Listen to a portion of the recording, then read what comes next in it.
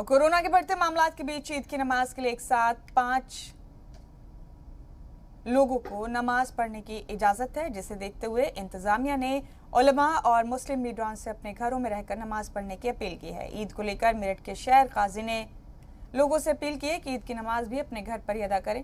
बता दें आपको कि 2 रोज बाद ईद का त्यौहार है और इस मौके पर सोशल डिस्टेंसिंग को कायम रखने के लिए पूरा अमला अलर्ट हो गया है। उत्तर प्रदेश में लॉकडाउन लगाया गया है, जिसमें मंदिर, मस्जिद और दीगर मजहबी मकामात भी शामिल हैं। इसलिए सभी मस्जिदों के इमाम और कमेटी नमाज के दौरान सोशल डिस्टेंसिंग का खास ख्याल रखेंगे। नमाज के बाद कोई भी मस्जिदों के बाहर, चौक चौराहों पर, गली मोहल्लों में भीड़ इकट्ठा न कर सकें। इससे पहले कि मुस्लिम तंजीमों में भी घरों में नमाज पढ़ने की अपील जारी कर चुकी है।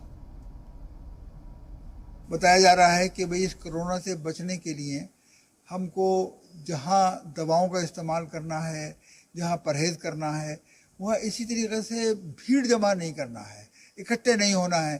तो ईद का मौका आएगा तो ईद के मौके पर भी ऐसा ना हो कि हम ज़्यादा भीड़ें जमा कर लें और उससे फिर वो जो हमारी खुशी है वो रंज में ना बदल जाए।